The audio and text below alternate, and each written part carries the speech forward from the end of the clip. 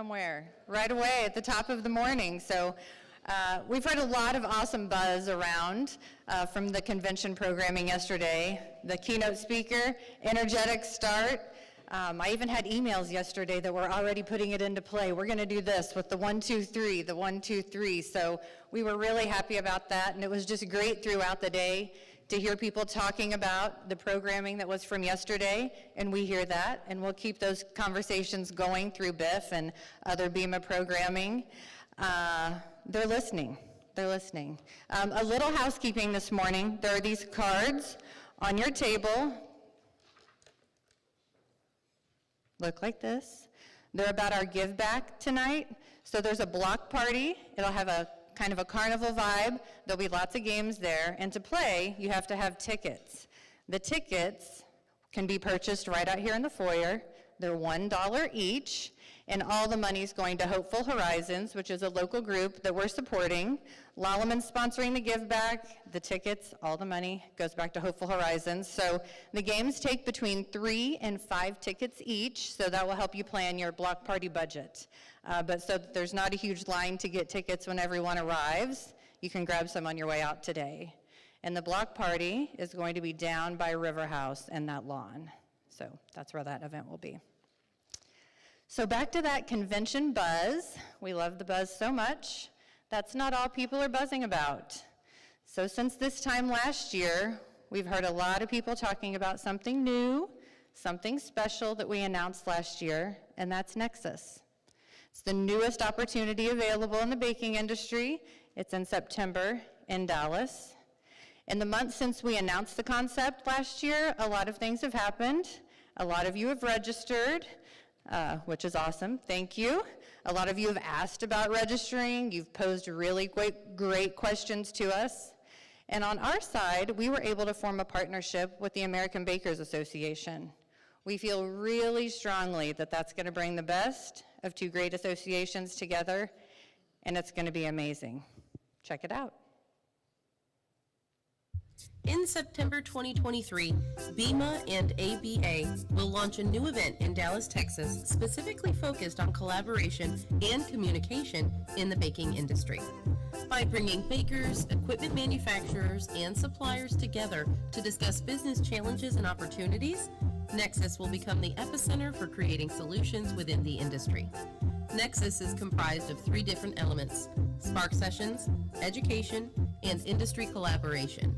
Each element allows attendees to build and strengthen relationships, advance industry knowledge, and make decisions that can positively impact your organization.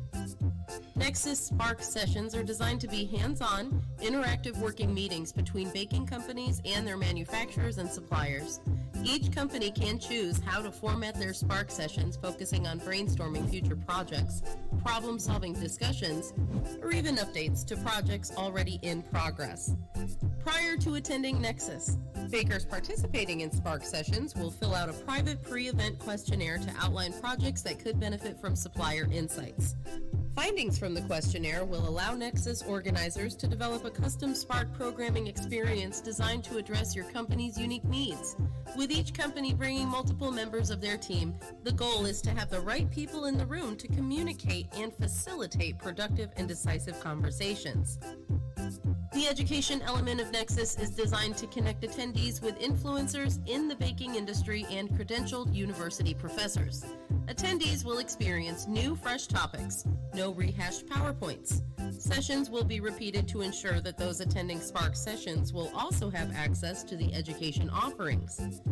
The final Nexus element is industry collaboration. Join with your peers and colleagues to discuss industry issues, consumer trends, organization changes, and technological advancements. You can also structure this time to conduct internal organization meetings and capitalize on the fact that your team is together. Unlike other events where 1 or 2 employees might attend, the goal of Nexus is to engage multiple team members from across the organizational chart, advancing your business through collaboration. Join us at Nexus, September 25th through 28th at the Dallas Omni, to create a spark in your company and the industry at large. Register your team members at nexusofbaking.com today.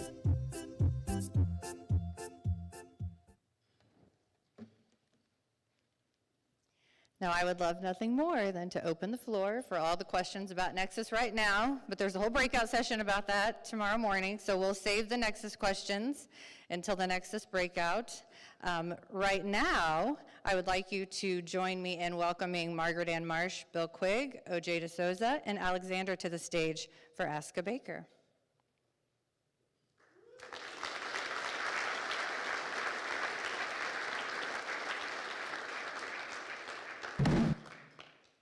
Whoops.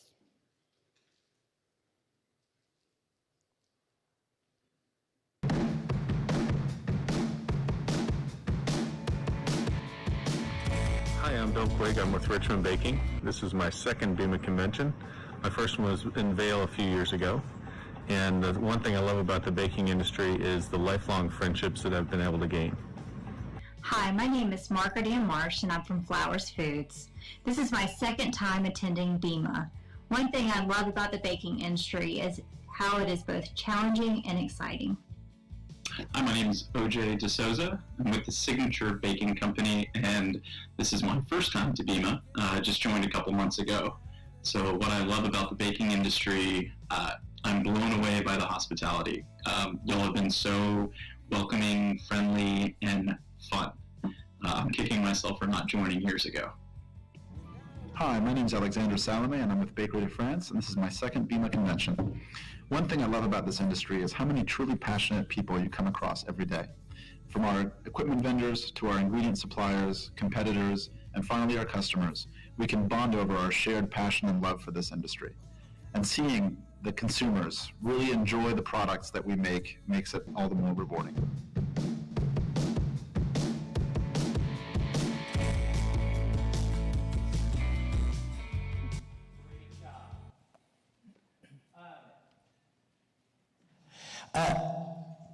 How this works, if you haven't seen this, is it's really pretty easy. It's Ask a Baker. We find just great value in just this exchange, getting to talk. So we have 4 folks here that have a lot of different responsibilities in their organizations.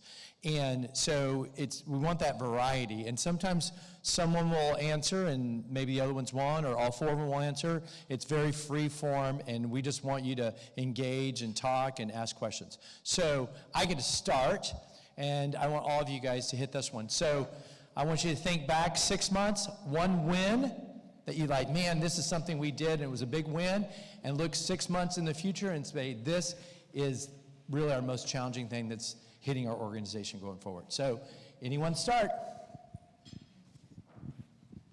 Alexander, start. I'll make it. One win that we had after the last few difficult years is we're 100% staffed again, which is a great feeling. So that was a big accomplishment for our team.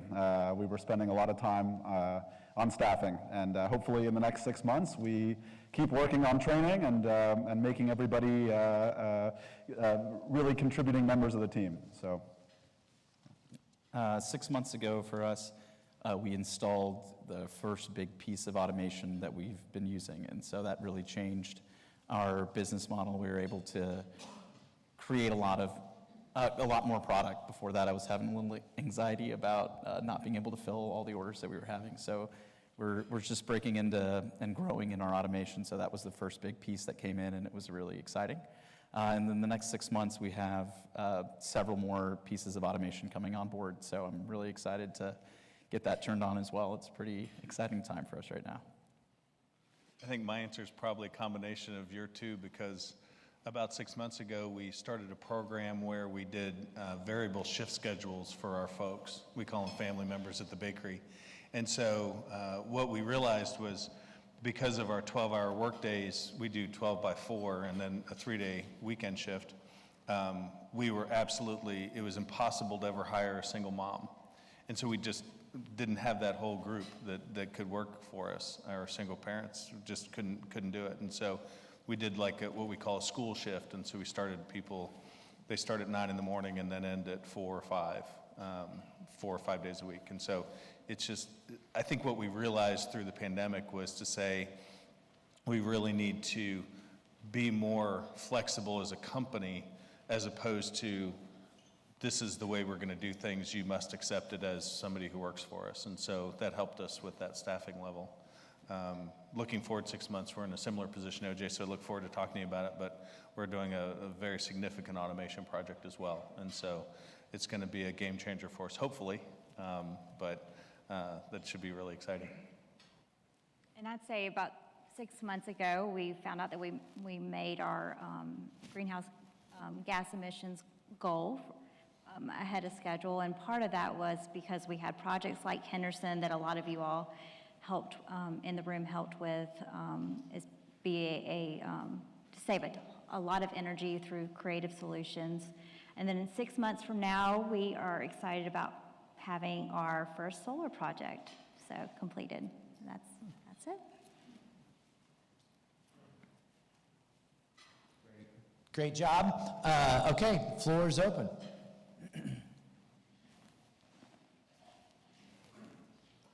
Okay, great.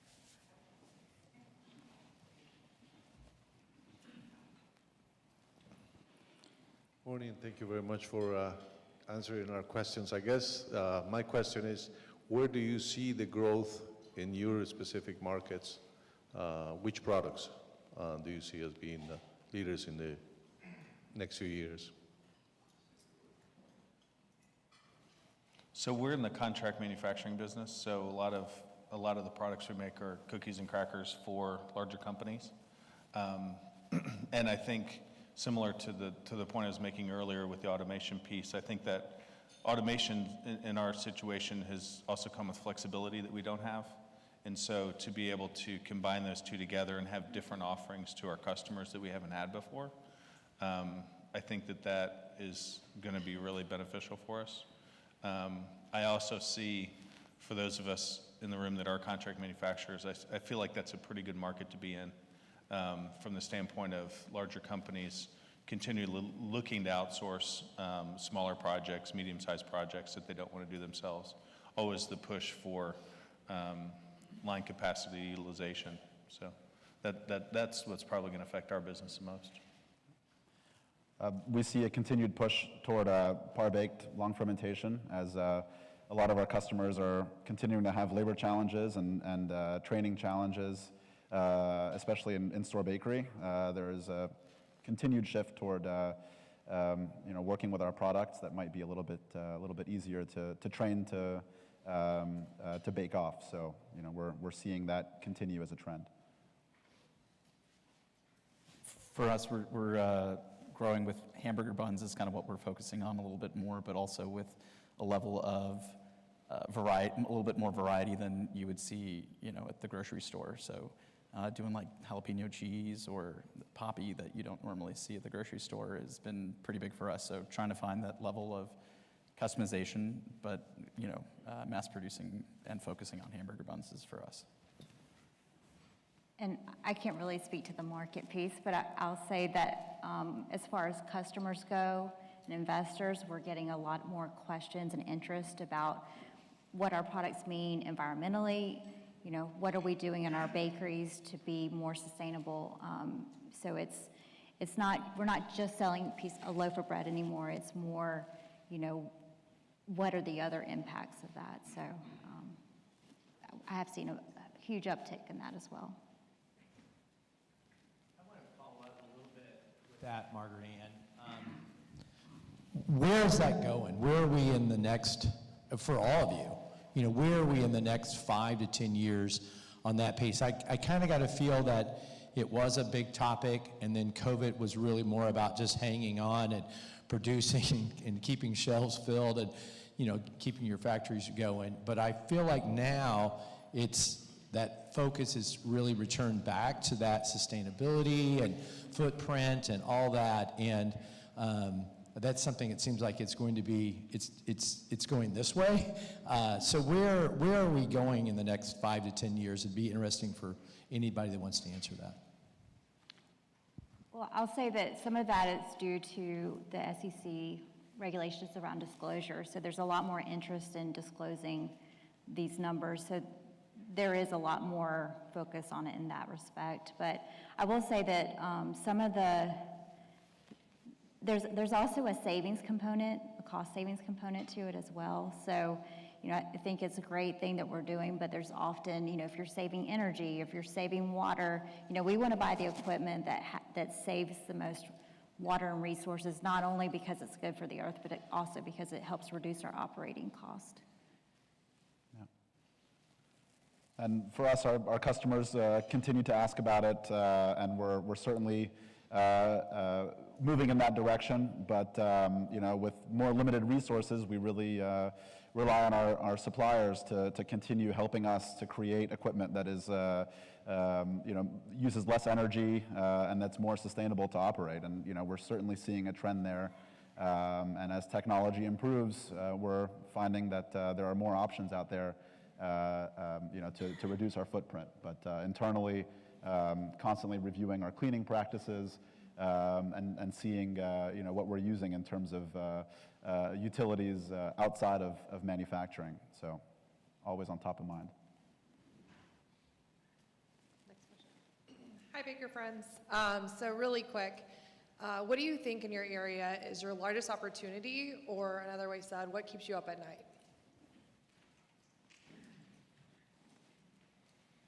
You want me to go? I didn't hear the question, sorry. Neither did I. What's your biggest opportunity? Or things What that keeps keep- us up at night? Okay, well, she wants to know what keeps you up at night. That's where she was headed with it. What's keeping you up at night? Goodness. Line's going down. Lead time, not knowing how to get it back up. That's as we are getting more in automation, there are totally different problems that I don't know how to fix. Like I know how we've done it in the past, but now that we're getting into this new field, knowing who to call, what equipment to have on hand, so that way we can get the line back up and running, and what pieces that we need to have a backup piece for, so that way when that line does go down, that we're not caught holding a lot of trouble. So that's what keeps me up at night right now. I think for us, it's food safety. Probably keeps me up at night, just because it seems like there's just so many unknowns. Even when we just built a new bakery in 17, and it was really intended to be very food safe, but you've still got a lot of hard plastics. You've still got ingredient bags that could get into products, those kind of things. And so really trying to look at solutions to solve that has been a challenge for us. And we make a lot of products for school kids and babies and toddlers and stuff. And so, that can be really challenged. So that's probably something that keeps me up.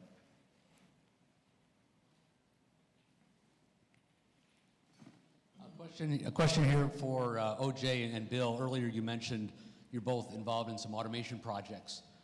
Can you expand a little bit about where in the process you're automating and what some of your expectations are for, or some results you expect to get from the automation? Right now, so we just bought a depanner, spiral cooler, and automatic bagger. I'm trying to streamline the packaging process. Right now, the buns are sitting on racks, cooling, waiting for it to go into a hand loader, and that's affecting the quality of the product. So I'm really hoping that the depanning and that whole line will fix that issue and allow us to continue to grow and really use the speed of the automatic panning and divider rounder that we installed in January. So we can't really use that volume yet because that bottleneck on packaging is holding us back. Yeah, similarly, we're bottlenecked in packaging presently. We do a lot of 2 and 3 count restaurant packs, cookies and crackers. And so presently we manually pick up the product and put it in the chutes to the wrappers. And so this is a pick and place robot system to do that. And so the results we're expecting are really increased yield because the people have a hard time keeping up, and it's really hard to speed the line up because of training. Typically, it's a position that takes a lot of repetition and a lot of experience to get really good at, and so you've got so many different people doing those positions that you end up having some better than others, and then the line's imbalanced, and so you try to go to the lowest common denominator kind of situation, and so the pick and place should solve that. And the other thing for us too is it's scalable to the extent that since our packaging is our bottleneck, as we scale additional pieces to the robotic system, then we can increase capacity on the line directly. So that's the other benefit that we're looking for. So during the pandemic, we noticed a lot of changes in the baking industry, certainly on the, on your side of the table, and a lot of those changes were happening to survive. So a lot of the food service folks were, changing their business model to survive. So now that we're far enough away from it, did some of those changes stick to the organization, or did you go back to and revert back to some of the things you were doing pre-pandemic? We're all in food service for most of our customers are restaurants, hotels, convention centers, and they all, canceled their checks and canceled their orders, in March. And so that was a really scary time for us. We pivoted and started a home delivery service because the grocery stores were having trouble keeping their shelves filled. So it was an opportunity for us to get our products to the end consumer. But when the restaurants came back pretty quickly, I think it was 21 February, for us at least, we shut down home delivery. It was a lot of small orders going to places and the logistics of that. But on the wholesale side, we kept the efficiencies of delivery routes. We consolidated. We changed what time that people had to have orders in, and different delivery days for different areas in Dallas, and just try to keep whatever we could that was really working intact. So yeah. Yeah, for us, it really, on the customer side, we're surprised how things came back relatively quickly, and habits largely went back to what they were pre-pandemic. But on our side, we still had some fresh business that we were doing. We were about 95% frozen, and the rest was fresh.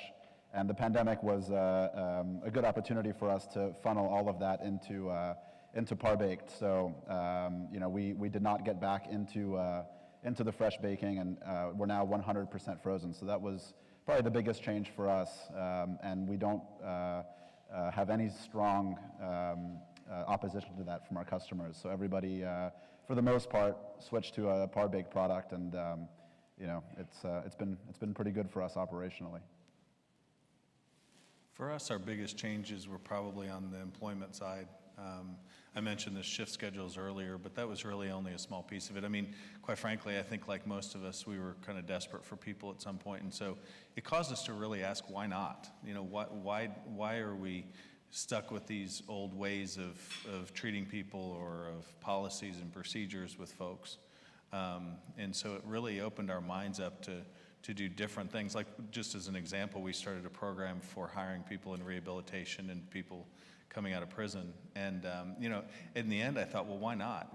What's really holding us back from doing that? And admittedly, it was happening, initially because we desperately needed people. But in the end, it's really changed our whole mindset towards a lot of that, a lot of those open-minded ideas with employment. And I think they're really going to stick. And hopefully, in the end, we'll have people that are that much more loyal and that much more dedicated to our company.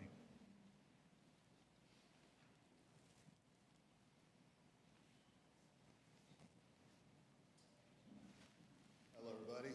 Forgive my attire. I was watching the Dolphins do their thing today and had to rush over here to see my man OJ. Where's your hat? Where my hat? It's my wife's guarding it, so it's safe. It's safe. But my question to you guys is, what is a bottleneck that y'all have in your bakery right now that you want to or are trying to solve before the end of this year?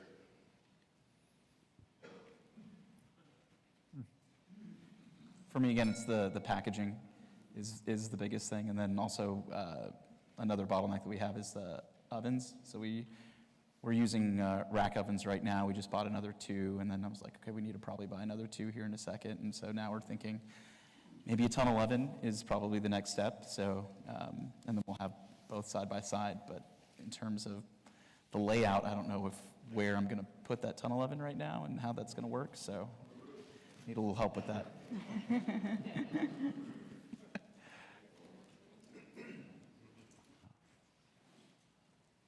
For us, not really any physical bottlenecks, but I think getting our technical team trained is a big priority for us, reducing downtime, and that can definitely create bottlenecks when we have a line down, and it's things that can be resolved fairly quickly with the right knowledge. So that's a big priority for us, is to get as much technical knowledge as we can to reduce downtime. Yeah, and I think for us, it's finding and keeping that talent in the bakery. So, especially in the EHS role, it's really hard to find. And so building up those folks, getting them, trained in what they need and encouraging them has been a bottleneck, I guess, for us. Yeah, thinking the term bottleneck a little bit differently, but just the predictability of schedule and predictability of customer demand has been really tough for us. And it seems like, they were desperate for anything, and then they filled their warehouses, and now they, are taking a bit of a pause, at least for us, and Q2 has been a little bit slow. And so trying to convince our people that Q3 is just around the corner and we'll be able to, get back to higher volumes again and level out the employment situation. It's just been a real, I feel like we're about 3 months behind in every decision we make, with that kind of stuff, so. Okay, I've got a question over here. Switching to think about sales, who or what type of customer are the most demanding, and what are they demanding right now, and how can we as equipment providers help you meet those demands?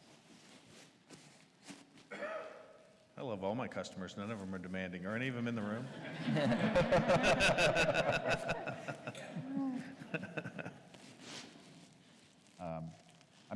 We love demanding customers. They're usually challenging us to be better, to make better products, to be more consistent. So, again, helping us, and I'll say it again, helping us with training, with running our equipment, with running it properly and keeping it in good running condition helps us with consistency. That's a huge thing our customers are looking for, is just to have a consistent product. So, we really rely on that and all of your knowledge to help us. So that's critical for us. I would echo exactly what you said there. The demanding ones keep us in line to make sure that we're getting better at what we're doing. But there's some that are just a little too demanding, and so we just raise our prices so that they stop ordering.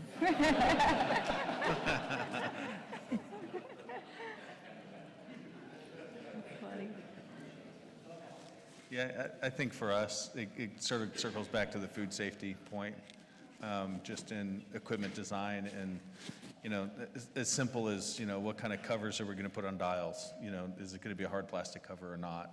How do we fix those things? Because there's just dozens of them throughout the whole line. So how do you determine the best way to do that? What's the most cleanable? I mean, I do believe from an equipment standpoint, there are good cleanable solutions that don't cost much more money, just in the design of it. So, that will be ever increasing for us. And our customers will always demand more and more safe food, higher standards. That's a one-way street. It's not going to turn around. So any way we can partner with our vendors to do a better job with that, I think is money well spent. Yeah, same with sustainability. The more they are really demanding, or some customers are demanding around, they want to know what we're doing in energy and water, and if there's ways that we purchase equipment from you all, can we show those savings, and can we share that story with the customer? It helps a lot. OJ, I promised this would be an easy one, right? No problem. With the talk of people, right, onboarding and retention rates being really challenged right now, I had a question as far as safety, human safety. Have you seen more issues at the bakeries as you're onboarding, less experience? Has that been a concern for you?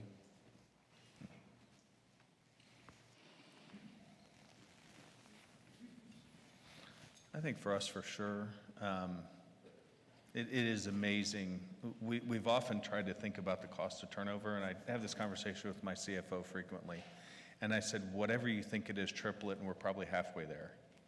I mean, truly, because when you think about something like safety, I mean, one accident's $10,000 or $100,000, and it can be just as simple as a slip or a trip or something like that, just because they're not used to it. So we're working really hard to try to just design that out of the system as much as we can, but it's really tough. I mean, as part of our business, as I'm sure the other ones are, I mean, we need flexibility, and so we'll be moving pieces of equipment around, and metal detector goes over here one day and it's over here the next, or whatever, and then you've got passenger traffic or people traffic and all that kind of stuff, and so it's a big deal for sure for us.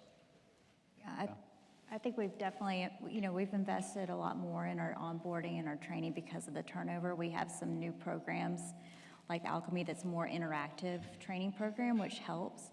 But yeah, it takes that continued focus on it. There's something else I want to mention. Go ahead and I'll think about it. I was just going to say that we've had to become much more vocal about things, as we're transitioning to some staff that's a little bit less skilled, that doesn't have that manufacturing experience.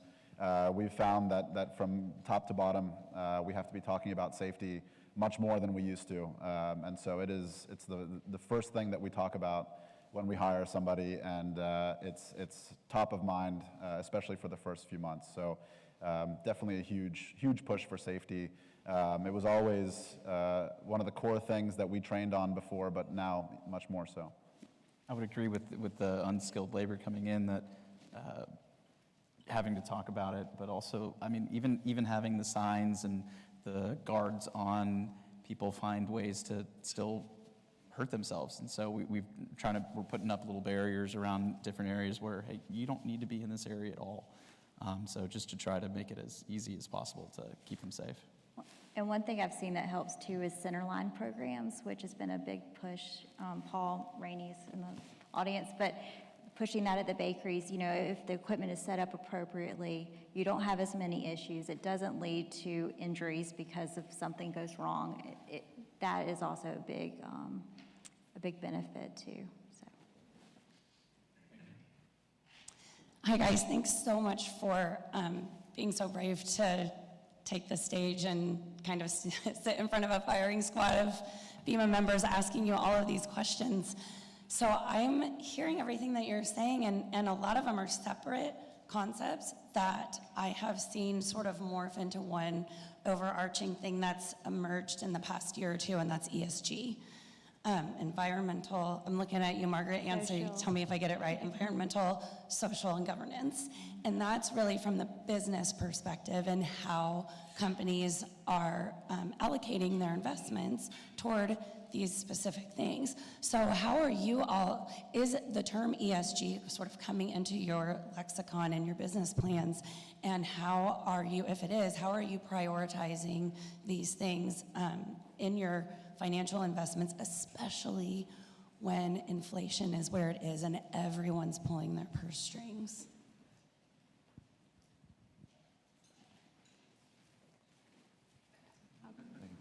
I'll go first. In terms of the financial investments, I think when we look to buy a piece of equipment, we look at the overall system. We find which equipment is going to have the most sustainable impact. But it's not, ESG is not just sustainability. It's also has the social piece to it, which is really important. The training that I mentioned, that is all safety, that's all part of that. At Flowers, we have a steering committee of different subject matter experts that come together and can discuss, and it helps bring all of that together because it is a lot of back and forth and partnership between the different areas and not just one or the other. We're not there yet, so that's still something that we'll need to flush out as we continue to grow. Yeah, I mean, for us, it's something that we're just starting on now. We always keep it in mind whenever making investments. It's not yet one of the primary drivers or focuses, but we're certainly looking to bring that in more and more. I think we're likewise taking baby steps. I think probably the way I would answer your question really relates to how do we interact with our family members? How do we, on the social aspects of it, we're a very values-driven organization, and so I meet with all new family members and go through our values and really talk about what it is to have integrity and what it is to be grateful. And one of our values is La Familia, so talking about how can we truly be a family and love one another and still, have that business aspect. And so to us, it's really about a lot of the social aspects driving us. I think we will be driven more towards the environmental impacts, basically from our customers, as was said earlier. We're having more and more restrictions and more asks of us in that regard, but we're new to it, quite frankly. I mean, we do as much as we can, but it's still, we're taking baby steps. Hi. I want to keep the sustainability conversation going. I know, Margaret Ann, you and I have talked about how the ways Flowers has pushed equipment suppliers to become more energy and water efficient in the equipment they're developing. And this isn't just a question for you, anyone can answer, but I wondered if you could share with the group what are some of the ways you're pushing them to get more innovative in their equipment design, to make it more energy, water efficient. But I'm also curious about the ingredient side. I don't want to leave them out either. Is the ingredient side also a place where you're looking to become more sustainable? I'll speak to the ingredient side. We're wanting to know more about where those ingredients come from. How are they produced? Are they sourced in water-stressed regions? A lot of that it's important to us because if there is, a drought or there's some sort of issue that impacts the crop yield, it impacts our business as well and our costs. So I think that's really important. And then water is a big challenge. There's a lot of times you don't see as much of a savings from water cost-wise, so it can be a little bit harder. But there's also minimal ways to really reuse water in the baking industry because it's a food facility. But being able to find ways to reuse water is kind of our next thing that we've got to figure out how we can save that and through some of our equipment upgrades. We definitely work with our ingredient suppliers as well on packaging. Finding innovative ways to package the ingredients is very important. So we just recently switched one of our major ingredients that was coming in buckets into corrugated packaging. So that was something that the ingredient suppliers couldn't do before, or our supplier rather, and that's going to be huge savings in these plastic buckets that unfortunately we're very hard to dispose of. So that's a really big win, but a lot more of that wherever we can. I was having an interesting conversation with Jimmy the other day, and we were talking about buying ovens and looking at equipment. And heck, some of our ovens are newer, but some are quite old, decades old. And just as a baker, trying to think about what are those environmental regulations going to be 20, 30 years from now is so difficult. Talking about electrification of ovens and some of those things. I mean, I just bought ovens for a bakery in 17, and I'm thinking, oh my gosh, now everybody's going to switch to electric, and I'm going to be out of luck having to replace all that equipment. So I think that's the real challenge: is how can we partner with our vendors to say what's that future look like, and how can we work together to buy the right equipment, because we need it for long term. I mean, we're not buying stuff for a few years. Mm-hmm. That's true. Hey guys. Oh, sorry. Good afternoon. Thanks for the feedback. Questions on the training. So what's the best way for us to train your guys? Is it in person? Is it virtual? Is it online? And then a 2-second part of that question is, since scheduled down days are so important, that's not the ideal day to do the training. When is? And then the other thing is, a lot of times at the plant level, they say they want the training, but they're too busy to do it. A lot of great points there. I think a lot of that is very true. Getting everyone on the same page is a little bit challenging. But effective training, I think, really comes in many ways. One of the biggest things that we did recently was we worked with a lot of our equipment vendors to facilitate communication between our technicians and their technicians. So we've created chat groups with them that that we work on contract with, and that's been really, really great, because a lot of the training happens when they need to fix something, and that's really when our technicians are the most engaged, is when they need to fix something. So that has been a great way for our technicians to learn, is to have open communication and access to your technicians.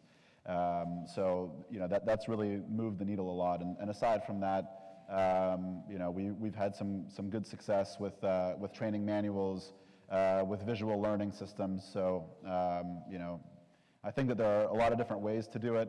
And you're right about down days. Not a great day for training, but really hands-on during, I would say, scheduled repairs is probably the best time to make sure that we're focusing on training.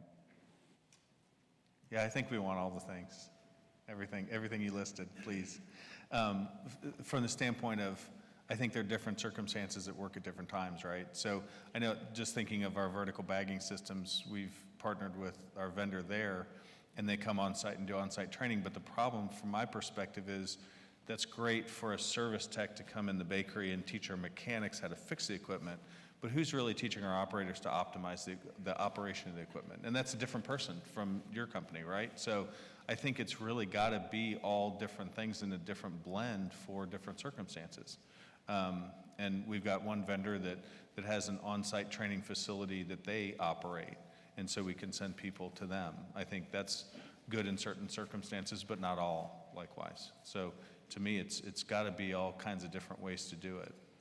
Yeah, I think videos and cheat sheets, those two things. Don't give me a big 100-page manual that I've got to go dig through and find, what the settings are, to have a quick cheat sheet that the maintenance can look at, and here's what I do. And then the videos that they showed yesterday with the digital glasses, those were great. So those two are, I think, really important. I agree. In person for me was number one, just so that way I can engage. But again, seeing the glasses yesterday, I'm going to buy them as soon as you guys tell us how to do that, because then you don't have to wait for somebody to fly down and get down there. Everything you guys were talking about yesterday was spot on. But it would be nice when, for at least for me, when we're putting in a new line or a new machine, having y'all come out, show it in person, but then maybe check in 6 months later or 3 months later and say, hey, how's everything going? And maybe circling back, because sometimes there are more questions that come up as you've started running the machine. So I think that would be helpful. So switching gears a little bit, recruiting and retention is a problem for everybody in here. If you focus specifically on employee retention, what is maybe a unique thing that you guys do in your company or that you've seen elsewhere that is effective in both new employees and the longer tenured employees? Because that's often quite different to try to retain the new and the longer tenured. Probably the biggest change we made during COVID actually was, we used to have a point attendance system, and you got, quarter point for being late, you got a half point for missing a half day, you got a full point for missing a full day, all that kind of mess. And people hated it. They just absolutely thought it was the worst, because you've got really good people who have life happen, and they take a lot of pride in having 0 points, and all of a sudden they've got a point. It just really is demoralizing, quite frankly. And so what we came up with was the ability, and we looked at each segment of the business, so packaging area, mixing area, whatever.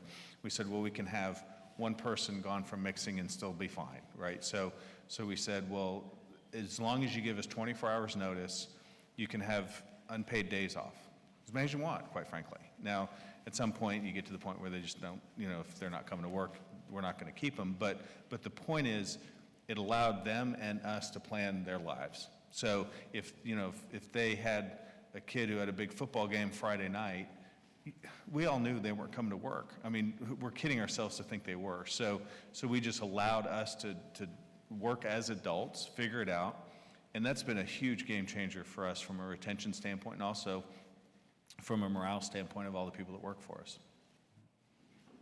I say apprenticeship programs are really important. Our engineering department's done a fantastic job of getting new talent in from when they're in school. They'll do a work study where they come in, they get experience, they get their foot in the door.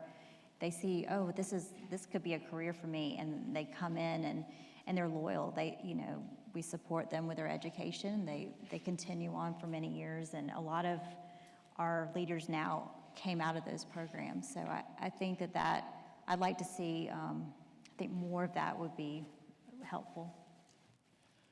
For us, really was engaging more with our team members and encouraging their supervisors to engage with them and to see what motivates them. We saw a big motivational shift during the pandemic and after the pandemic, and really just understanding what makes each person, what motivates them, what interests them, and starting to give them responsibilities that are perhaps outside of their core function, but something that is actually interesting to them. So, we, for example, found out that one of our guys had a hobby at home where, he wasn't on our technical team, but he was really into programming and, into working with sensors, and so we gave him a little side project to work on, and that was, a huge boost for him. So really focusing on the individual and having our supervisors engage with them more as people and seeing kind of what they're into, what they're interested in. Turns out that a lot of people have a lot of skills that we can use. We just have to find out what those are and motivate them. So, and for us, it's been empowering the people to do their job and giving them the breadth to not have to micromanage them, let them figure it out, and talking with them to make them part of that process. And if they have an idea, let's try it. Yeah, let's see how it goes, and making them feel part of the team and that they're responsible for it. So. But we still struggle with it, of course, too. So.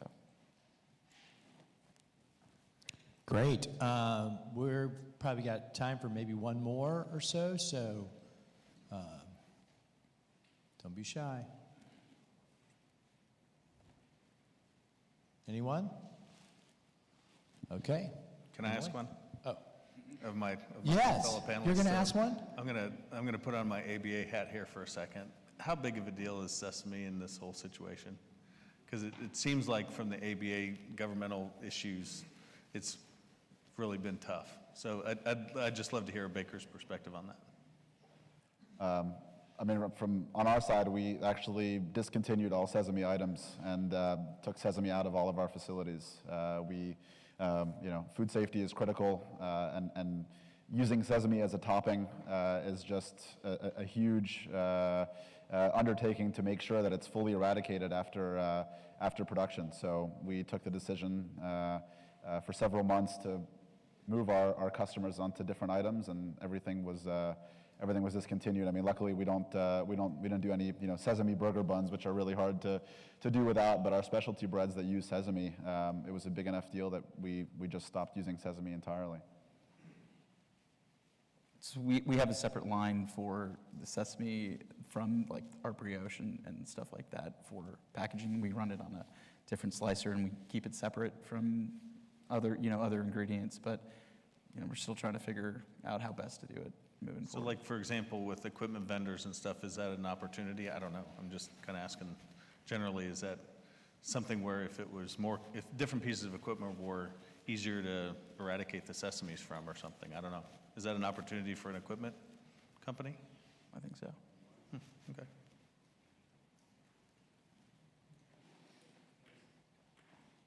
That was a good question, Bill. Way to wrap it up. Way to wrap it up. Okay, so thank you. Let's give them a round of applause.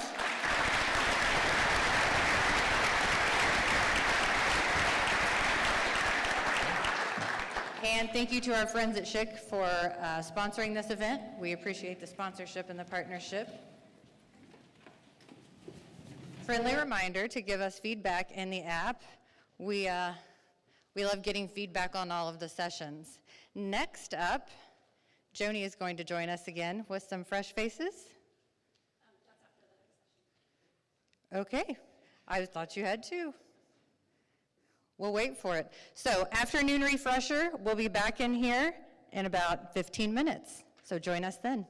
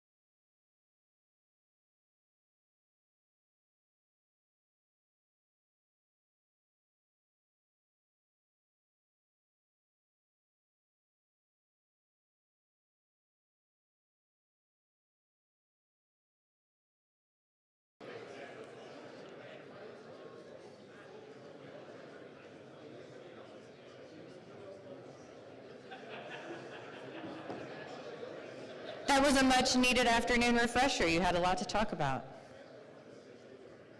Next up, we're going to dive into smart manufacturing with our guest speaker, John Dyke. He was appointed the CEO of SESME, the Smart Manufacturing Institute.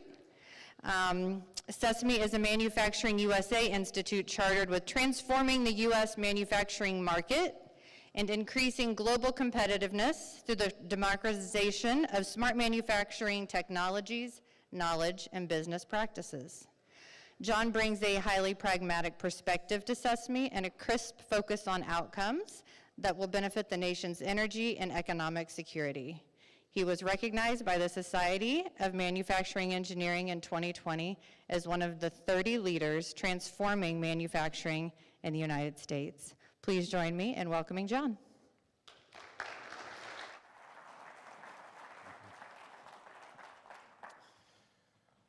So I got to say, when the last speaker or the panelist on this side asked to the audience or to this gentleman, what is SESME and how important is it to you? And this gentleman said, it's not very important. My kind of heart was in my mouth at that moment. But I pretty quickly figured out that the SESME you're talking about is not the SESME that I'm leading at this point. So I'm glad to hear that. So thanks for the opportunity to be here today. My name is John Dyke, Chief Executive Officer here at SESME. We're kind of a unique type of organization.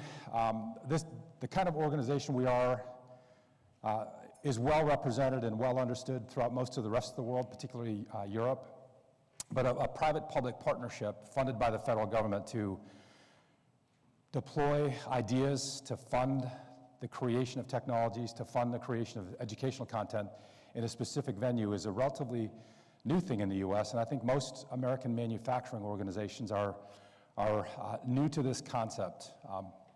I've been here for about 5 years now, and I'd like to talk to you a little bit about the reality, the state of the industry, if you will, of smart manufacturing here in the U.S.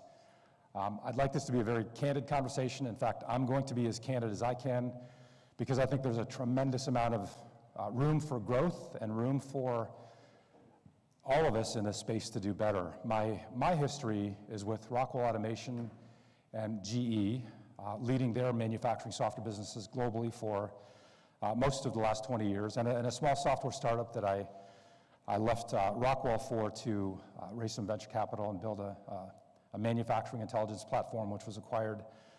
But in all that time, for the last 25 years, we've struggled to see the adoption of these capabilities, and it's my personal experience as well as the experience of the organizations that I represent at SESME, the Smart Manufacturing Institute, that I'd like to dive into today. And also wanted to give a quick shout out to Audrey St. Ange for introducing me to this great organization and for BEMA for inviting me to speak here today. As I mentioned, we've been around for about 5 years now. We're funded by the federal government with a mandate to drive down the cost and the time to implement smart manufacturing software systems and automation systems by 50%, which is an audacious goal, but that's what we've been funded to do. We've been given $140 million to advance the cause of smart manufacturing here in the US. And we've specifically called out these 5 stakeholder groups in our quest for this consortia. We've called out obviously the manufacturers, but in the same way that the tide rises all boats, we have to have the rest of the key stakeholders here at the table with us working together to advance the cause of smart manufacturing. So we've called out the systems integration organizations and of course the consultants, the machine builders, the technology providers or the vendors, and of course the knowledge ecosystem, academia and labs. And we've tried to create a balance of those, kind of understanding where each of those stakeholder groups fits and where their value proposition is, what their business model looks like so that we can help all of them moving forward. I think my slide advanced automatically here, but right now we're about 180 members strong and growing fairly rapidly, actually fairly exponentially. We work with a lot of great manufacturing companies from all industries, from great companies in the food and bev space to consumer goods to energy, oil and gas, automotive, et cetera, life sciences, pharma. But a lot of these companies that you've never heard, because we're also very intentional, in addition to being horizontal and relevant to all manufacturers across all manufacturing types, we're also very intentionally focused on driving forward, driving these capabilities in a way that small, medium manufacturers can engage as well.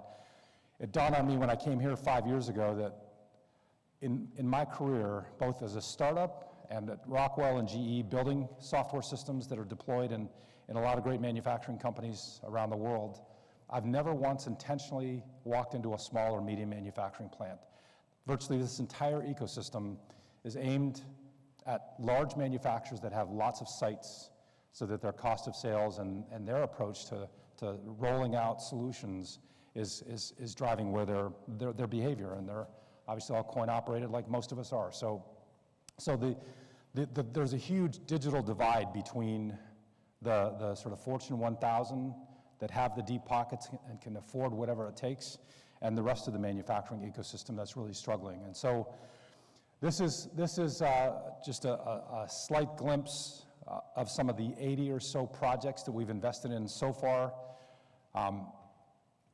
Virtually outside of the educational and academic learning knowledge sort of creation projects that we've invested in, the rest of our projects all involve a manufacturer of some sort. The funding for our projects that we provide to our members is anywhere from $100,000 to $1.5 million. And so that's our way of taking the ideas that this ecosystem generates. We've built a roadmap sort of as an ecosystem. And out of that roadmap comes a strategic investment plan, and then we come to the market with RFPs, where you provide your ideas to us. We select the best ones, the ones that have the most applicability to the largest number of other manufacturers and manufacturing types, and we fund those. And so these are some of the projects that you'll find on our website, sesme.org, as a glimpse of the kinds of work that we're doing to, again, bring these important capabilities, which I'll talk about here, to the marketplace as cost effectively as possible. We talk about accelerating the democratization of smart manufacturing. This is the idea of reducing cost and complexity so that the accessibility of these capabilities is there for all manufacturers, and like I said, not just the ones with the deep pockets. And so we work specifically around ecosystem, in other words, convening, bringing the best and the brightest minds and the most willing participants together. The technology components, which are foundational, and then of course knowledge. How do we train? The previous speakers, all four of them, touched on the urgent necessity for training. We did a survey in 2022 on all aspects related to smart manufacturing. When we asked for the barriers, the headwinds around implementing and creating value using smart manufacturing, the number one was talent. The number 2 and 3 were actually the cost and then the complexity of implementing these systems. And so these are all core components of how we're investing and moving forward. I thought it was important to share with you something that not a lot of folks are eager to talk about. This is a data set that I pulled out from the FRED, which is the Federal Reserve data stores in St. Louis, accessible by anyone. So I pulled out manufacturing productivity by worker for all of recorded history, meaning as much data as they've collected. And this actually represents, ironically, my career. I started working in the mid-'80s, as you can probably tell. And the manufacturing productivity by worker here in the US has been, as you can see, on a steady incline for recorded history up to about 2010. And for some reason, and I think it's coincidence, but some reason right when we began talking about the fourth industrial revolution, around 2010, US manufacturing productivity plateaued for 5 years and then began declining. And this is a huge concern should be a huge concern for everyone in this ecosystem, and certainly it's a huge concern for us, and something that, particularly post-pandemic, as we think about reshoring and supply chain regionalization, we need a more productive manufacturing environment here.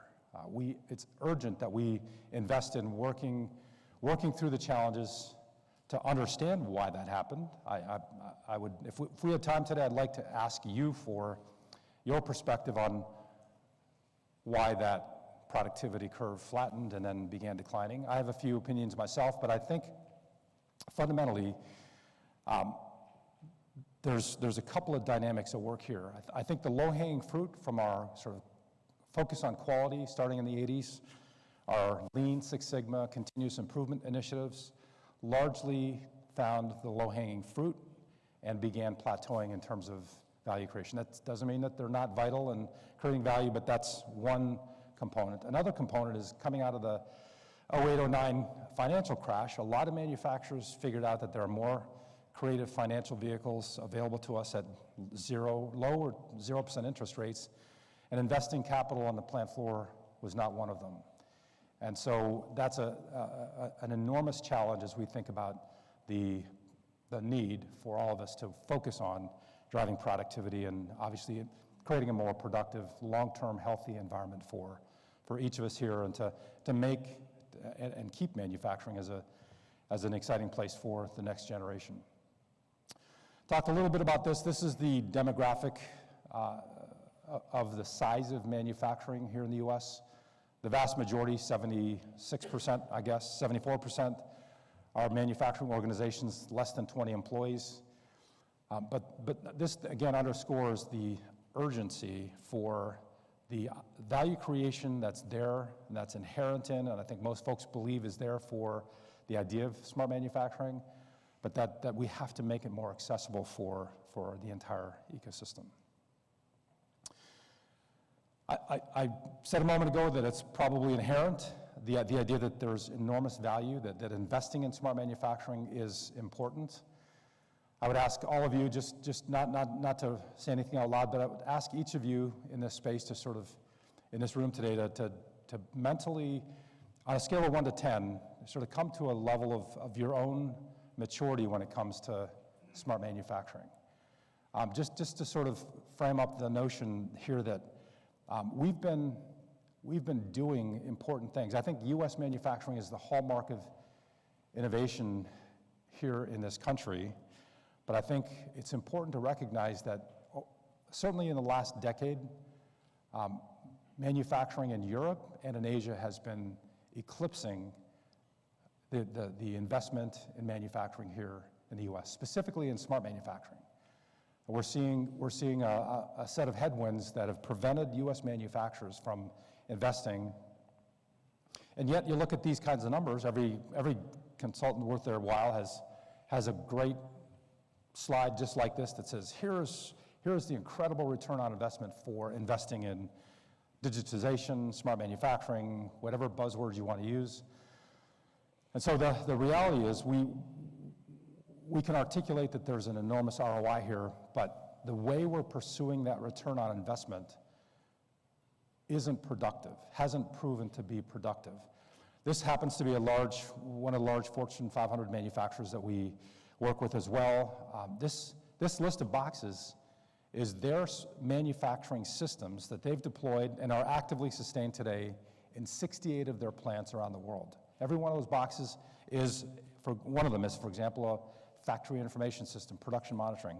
Another one is, this is a discrete manufacturer, so they're all about cycle time analysis. So they've got a separate solution for cycle time, takt time analysis, maintenance solutions, quality solutions, logistics management. All of these systems deployed separately in 68 plants. This is the result of 30 years, 3 decades of investing one use case at a time, which sounds reasonable, but when you take a look at this, take each one of those systems, and this gets a little geeky, so bear with me here for a brief dive down the technology rat hole. If you take those systems and turn them on, flip them on their side, you see that every one of those systems is connected to the plant floor in some way. It's talking to people, it's talking to machines, PLCs, machine tools, robots, software systems, databases, et cetera. Every one of those has its own data ingestion, data contextualization, data store pieces, and then of course there's the application itself. What is that thing being purchased to accomplish? The reality is every one of those represents a data silo. For this particular manufacturer, of those roughly 60 systems, 18 are talking to the same PLCs, the same automation systems, and collecting the same data for their own purposes. So you've got this massive replication of effort, of duplication of infrastructure. After that first one, every subsequent system had to be created and recreated from scratch. At the heart of the sort of ability to deploy at scale, smart manufacturing systems at scale, is the fact that every one of those is a proprietary system with a monolithic software architecture, proprietary data silos and data stovepipe architectures. And that's the piece, while it's not terribly compelling, that's the piece that we believe holds out hope that we can dramatically reduce the cost and complexity of deploying smart manufacturing and creating value and driving productivity. It's also the piece that allows, we believe, the machine builders, many of you are represented in this room, we're beginning to work now with Harpak Alma as an example on the smart manufacturing side. They're, from my perspective, one of the more mature machine builders in this space, trying to push their manufacturing clients, and in many cases it's meeting their manufacturing clients in terms of where they are in their journey and enabling equipment that's smart, that can be easily plugged and played into the customer's manufacturing environment, and that's at the heart of the value proposition that we enable from a machine builder. So if anybody here is familiar with the Purdue model, this is a classic sort of historic model that has defined for decades how information systems are deployed and how they exist and trade data at the sort of ceiling of one layer and the floor of the next, how they trade data and how they communicate with each other. The idea of smart manufacturing is largely aggregated and tied up in that level 3 space. Historically, simplistically, perhaps it's been called the MES layer, but that MES layer is just never just one box. It's like it is in this example, it's a bunch of boxes, it's a bunch of systems. That legacy approach that constrains data from moving up that hierarchy into the hands and into the systems of the people and the software solutions that can make better decisions with that data, that is a huge constraint and has to be addressed going forward. We believe that in order for the sort of future of smart manufacturing to be realized, every single layer needs to be capable of exchanging data in a safe and secure and sanctioned way between any other layer. And this is, we talk about the OT-IT divide and the fact that often IT and OT don't get along as well as they ought to. This is one of those opportunities where we believe OT and IT begin to play nicely together, where OT and IT can actually agree on the same constructs, the same architectures, and the same ideas that, by the way, have been prevalent in the IT world for 2 decades. This notion of plug and play and standardized information models, interoperability, those have been common language and ideas in the IT world for over 2 decades. Those of us that come from the OT world, we've been more, for rightfully so for the most case, we've been very, very protective of our machines, our networks, and how our systems on the shop floor work. But there has to be a way of liberating that data to create value for your operations. And this is, we believe, how that happens. I want to share a bit of an anecdote with you. I came from Rockwell Automation, but I also worked for GE before that, and I know Siemens is in exactly the same boat.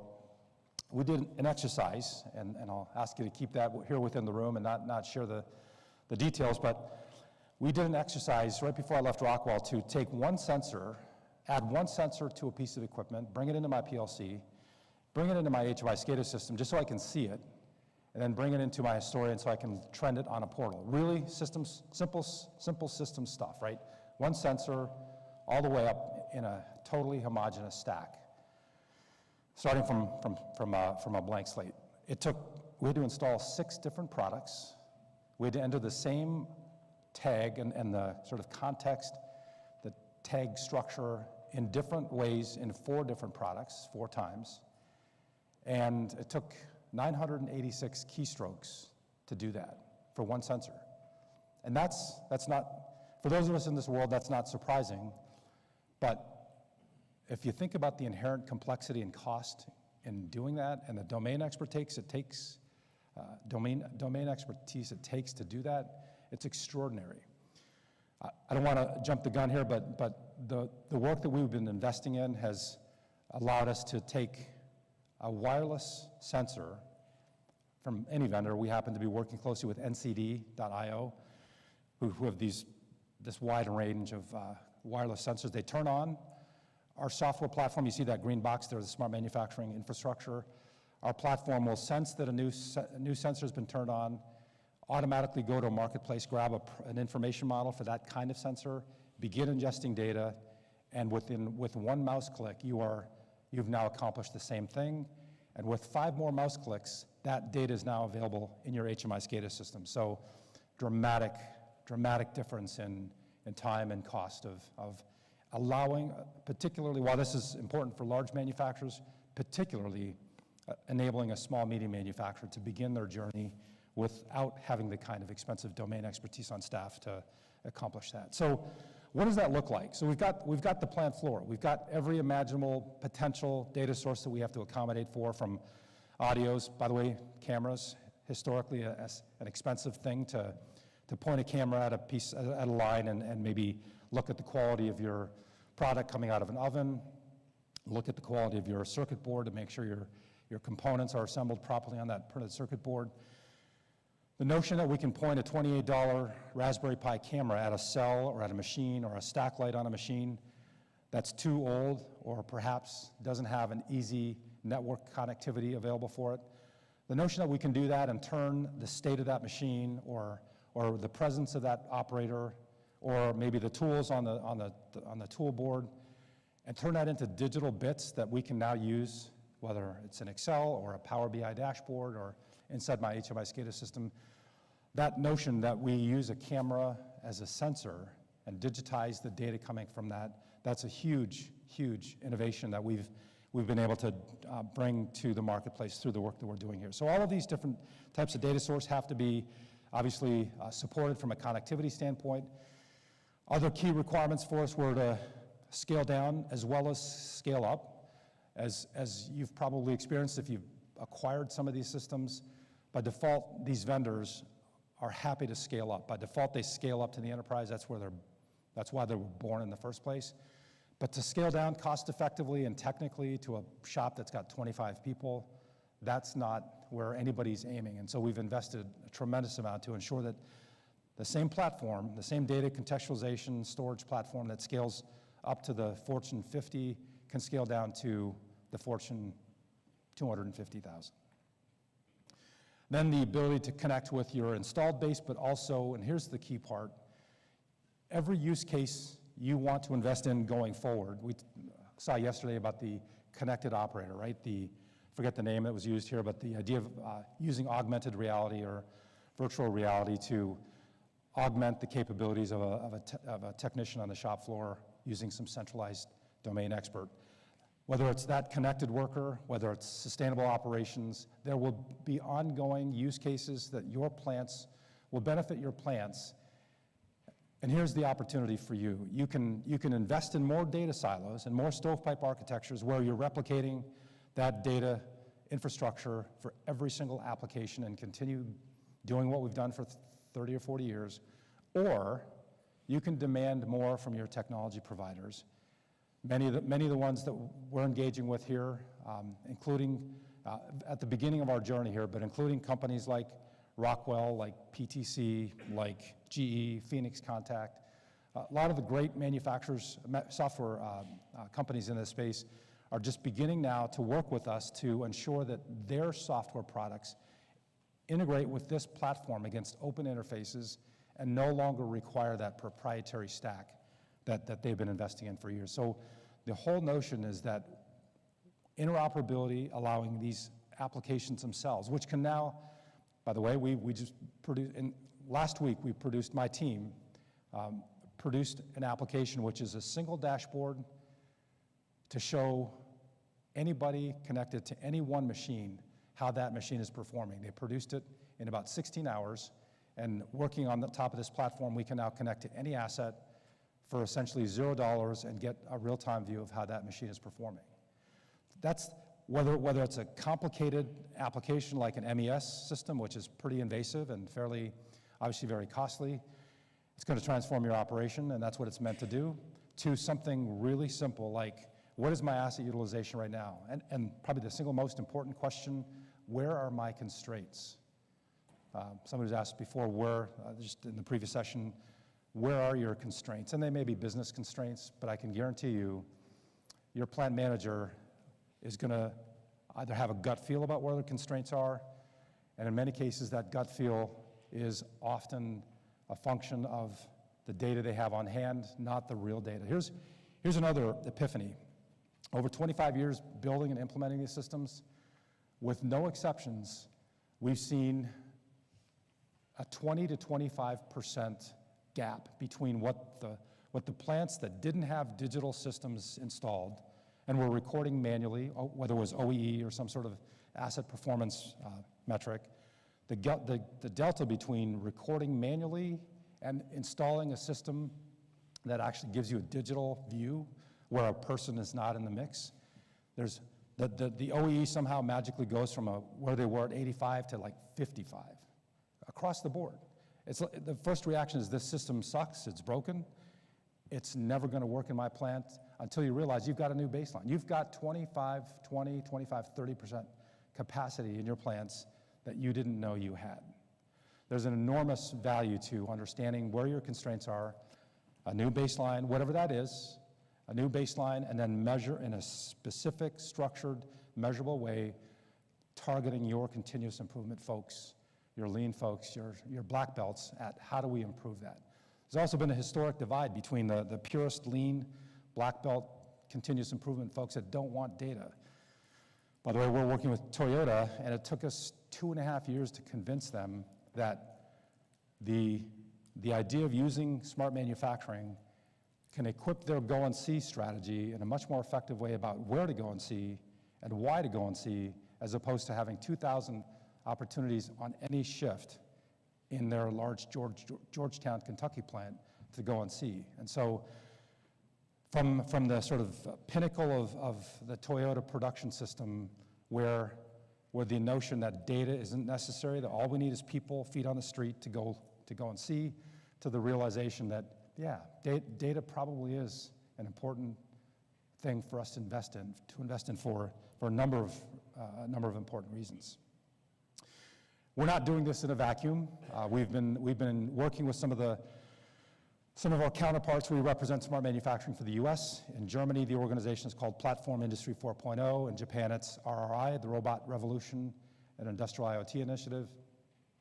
We're working with them to bring the best of what we're all investing in from a manufacturing standpoint to our ecosystem. And so we've been working closely to ensure that for those of you that do operate globally, if you are going to operate there, you're going to see the same sort of focus on interoperability and the same educational components, the same technology strategies that you'll see here in the US. We're working closely with an organization out of Europe to convene manufacturing machine builders and manufacturers and technology providers. This organization is called VDMA. We've been working with them to build a massive library of what we call profiles, machine information models and process information models, so that when you buy a software product, you don't have to pay an expert to develop an information model for an oven or for a conveyor or for a robot. That's being, historically over the last 10 years, that's been done 100,000 times in every product for every manufacturer from scratch. If that's built once well somewhere by a group of subject matter experts, that ought to be in a marketplace somewhere that anybody else can access and just ingest into their platform. That's been our strategy, that's been our success. And working with this organization out of Europe, we are right now convening, on any given month, 600 machine builders and manufacturers and vendors getting together to build this library of information models so that we can drive these costs, the cost, implementation, and acquisition costs of these systems down. This is one example. We identified 18, 20 months ago that we need a robot profile as one of hundreds of different types of information models that we want to create. So we went out to the marketplace and said, who wants to help us be part of building a general, all-purpose robot information model that can be standards-based and be given away to the marketplace? So this is the list of companies that were part of this. This is just happens to be a architecture, if you will, of the structure of that information model. But now you've got all of the common semantics, all the common data structures for every imaginable kind of robot that exists today. And by the way, if you have something that you need, you can ingest this information model and all the work that's been done through that and extend it and refine it for your purposes. If you as a machine builder or as a manufacturer have some way of differentiating what you do with that robot and it's not there, you can extend it. That's the perfect pattern from our standpoint. So now you're investing a minor fraction of what it would take to work with that robot and create value from that robot. So we've funded the creation through our federal funds. We've funded the creation of a marketplace where all of these information models exist, and that number is growing rapidly. We've got a bunch of apps that work against our platform that can leverage those open interfaces and instantaneously allow us to provision apps, much like you can on your cell phone. That's the vision we're targeting, where our platform is the iOS or Android. This marketplace allows us to provision, with one click, provision apps and applications to leverage those information models and to leverage that common infrastructure. We have an actual implementation of those specifications, that platform. This happens to be a demonstration we built for Skittles. This is the actual Skittles manufacturing layout, if you will. Every one of those boxes represents one of those profiles, whether it's a batch tank, whether it's a conveyor. Every aspect of their process is laid out here, and every one of those boxes represents all of the data in a common information model necessary for any application to work, whether it's track and trace, genealogy, traceability across the supply chain, material flow, or performance, manufacturing performance, asset utilization, quality, waste, et cetera. So this is an example of the platform that we've invested in and are giving back to the marketplace. This is a press line, a stamping, mechanical stamping line out of Toyota, and this is just a simple depiction. Again, every one of these boxes represents an information model that was in our marketplace, was instantiated in our platform, and represents all of the thousands of data points necessary for whatever value, whatever app you're ever going to want to deploy against that equipment.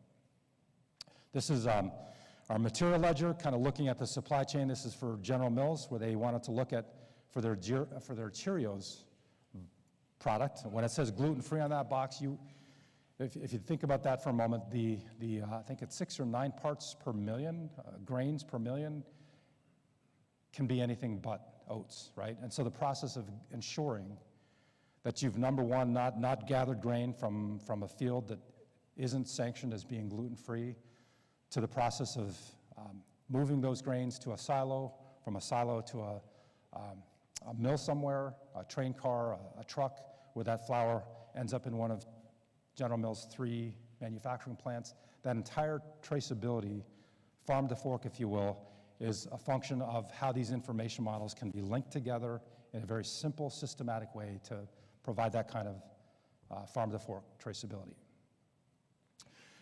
I only have a couple minutes left. I want to share with you, that's kind of a bit of a techie look at some of the technologies we've been investing in. The other part of this is knowledge, and maybe, Audrey, if you can join me on the stage here, I'll wrap up for the next 2 or 3 minutes, and then we'll have a quick opportunity to interact on the stage here. One of the things that we've done is fund the creation of a very sophisticated smart manufacturing acceleration program, where we have a smart manufacturing assessment. Come on up, Audrey.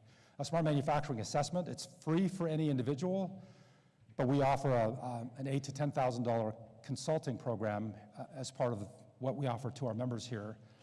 And it's a powerful tool, designed for small and medium manufacturers, but we just actually used it recently with Ford, GM, and Stellantis.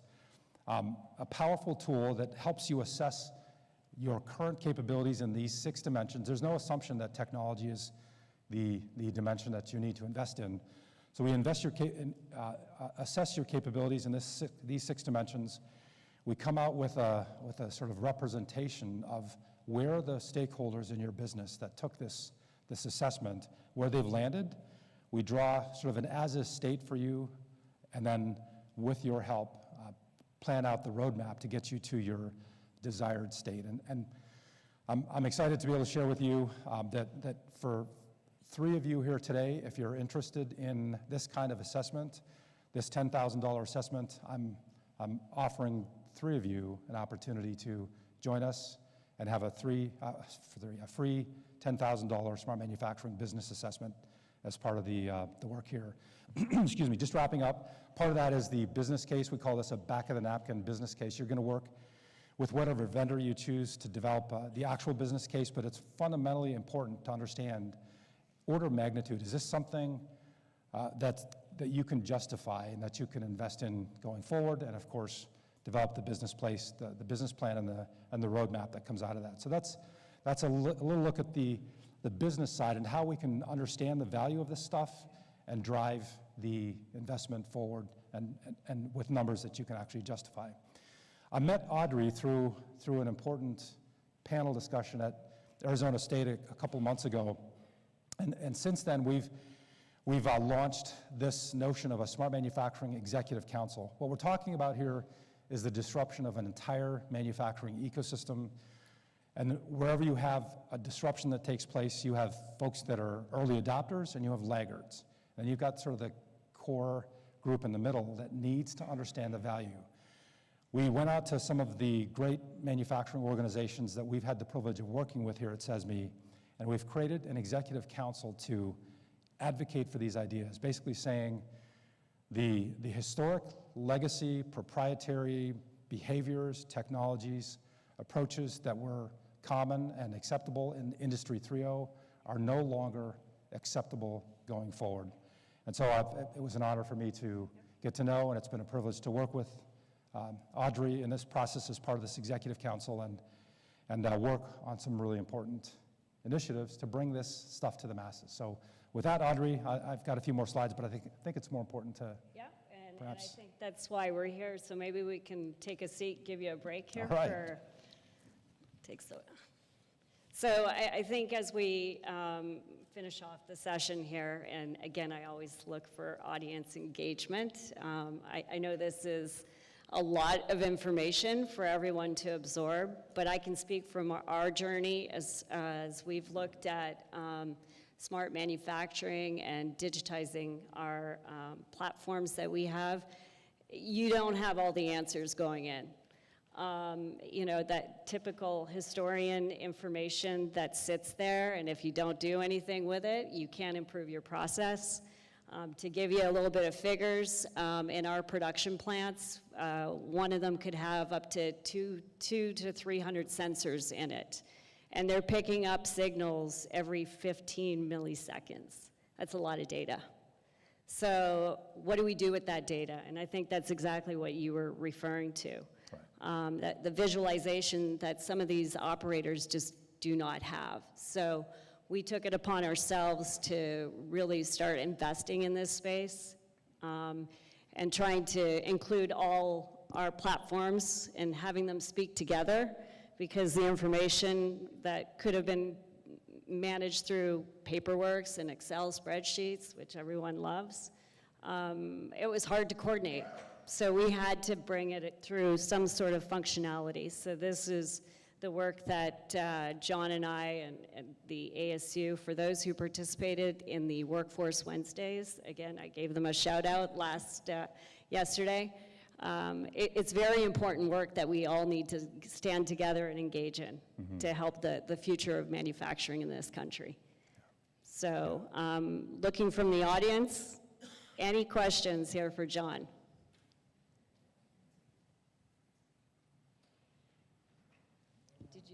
Did you need this one? I'll ask the question, how do you address security and viruses, things like this? Yeah, great question. The question was, how do you address security? Not a topic I covered in any level of detail today, obviously, but the platform that we've been investing in is 100% cloud-based. There's an edge component. That's obviously how we connect to the automation system. That's how we connect to the cameras. It's how do we connect to these sensors. We've been working with some of the most sophisticated organizations in the world to ensure that this sort of round trip of data between the plant and the cloud is secure. One of our sister institutes is called Cymani. It's the Cybersecurity Institute. Excuse me. And we've been working with them to ensure that from a federal compliance perspective, as well as from an overall best practices standpoint, that cybersecurity is a fundamental design of the work that we've done and represents the best of breed, if you will, capabilities that we are aware of today. We work with Azure, Microsoft Azure, and AWS on the cloud side. So from that perspective, we get to rely on their operating system security, but obviously the applications that we're developing, the infrastructure we're developing, we have to ensure are part of that process as well. So one of the greatest technology organizations, I think, in the world on my team. If you want to have that conversation, let me know. We'd love to have that conversation. Thanks. And if I could just, I could just add as well, your IT department needs to be in sync with your efforts right from the start. Your first slide that showed productivity, if I recall, it said total employees, not just direct workers. Is that correct? That is correct. If you look over this period that you were talking about where it's flattened out, things like SOX adds people that doesn't help productivity. I don't know if anybody has an IT department that isn't 3 times the size as it was, 10 years ago. Our earlier conversation about ESG, it tends to add people. And so does that, by definition, mean that, society-wide, we're adding indirect costs that are not translating into productivity improvements? And by definition, that's why we flattened out. I think that's a great observation. I think that's certainly a component, but I also know that these types of call it overhead were not introduced as a binary function in 2010. So as I think about that, I think there's a component to be pointed in that direction, but I think there's a very real set of other dynamics that we have to recognize. In fact, I asked my team to take 20 years of the key automation providers' revenue, including Rockwell Automation, which is probably the purest play automation vendor in this space. For the last 20 years, their revenue maps the last 20 years of that curve perfectly. In other words, the automation investment, the capital investment in automation, that's why I brought that up. The capital investment in automation has been on the rise my entire career until 2010, and it's in 2010 that the capital investment curve flattened and began declining. So I think all of those there's no silver bullet here, there's no simple answer, but all of those, I think, play a role. And I think it's kind of incumbent upon us to understand that lack of investment in the plant floor, on the shop floor, is one of the reasons we're seeing that. Thank you, John. I know I see new faces coming into the room, so I think you're available. You'll be here through till tomorrow. Yeah. And I'm positive this will lead to different conversations. So. Yeah, and apparently we've got a workshop tomorrow at 8:30 on a Saturday, which I'm excited about, so join us there. Thank you very much.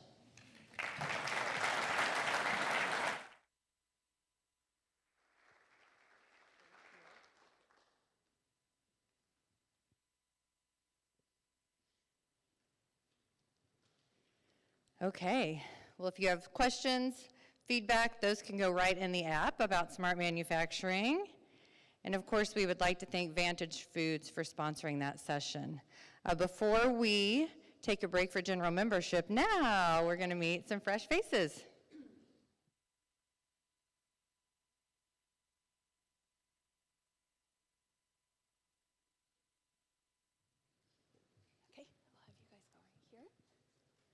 Okay, so we have two more very special, fresh faces, and this is going to be a little course in how to pronounce their last names, so hopefully I get them right, and then it will help you all as well. So first we have Jasmine Monette, right, with Lalaman Baking, and so first I'm going to just ask you to give a brief introduction to Lalaman, even though a lot of us are familiar just like with Audrey, but also your role in the company.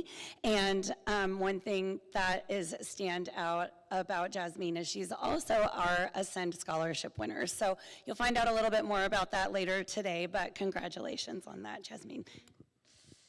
So hi everyone, my name is Jasmine. I'm part of Lalaman Baking. So for those who don't know, Lalaman Baking is an ingredient provider. So we manufacture mainly yeast, dough conditioners, and enzymes for a variety of baking applications.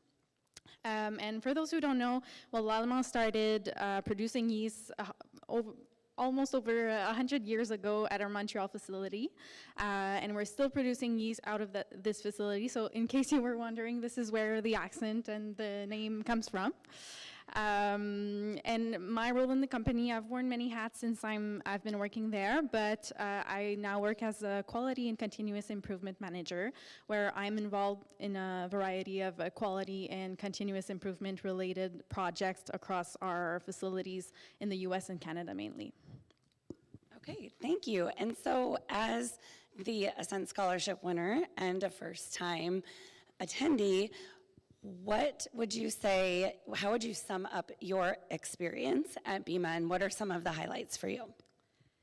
I'm very grateful and thankful to be at the BEMA convention, being in a role where you have not so much contacts with people outside of your organization. It really allows to put faces and to meet the humans that are behind our industry. So and also understanding the challenges that our industry faces. So I'm very happy with what I've seen so far. Wonderful. Okay, and the icebreaker: 2 truths and a lie about yourself. I joined Lalaman right out of college. I've took 12 years of piano lessons, and I ran my first marathon in 2018. Okay, I have no idea which one is true, but if it's the piano, I need you to give me advice on how I can get my 13-year-old to keep going. Thank you so much, Jasmine.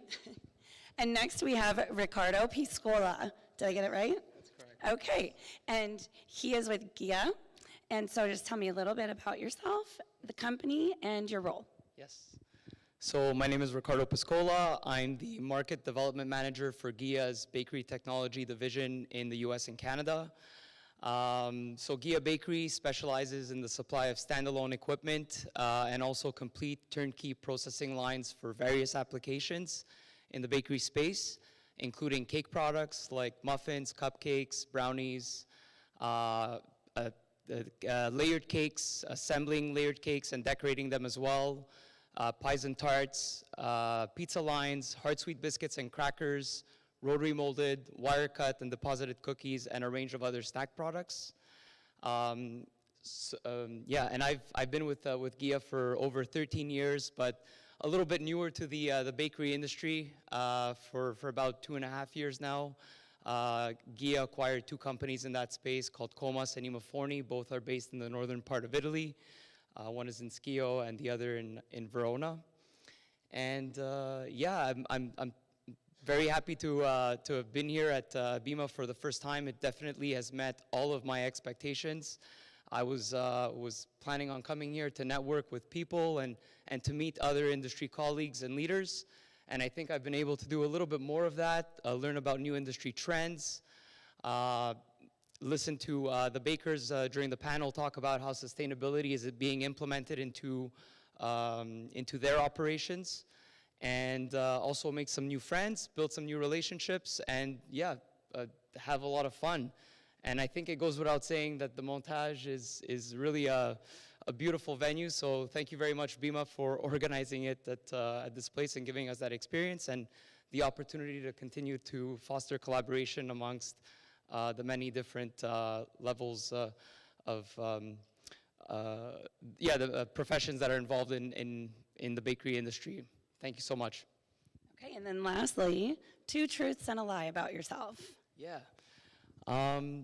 So I grew up in a household speaking 3 different languages on a daily basis. I'm a twin, and I've hiked Mount Everest, base camp at Mount Everest in Nepal, and that took 11 days and 17 hours. Okay, I know for sure I think I know one of the truths. Okay. I think I know 2 of the truths, so let's see if you guys can find out. Thank you so much, Ricardo. So that does it for our Fresh Faces.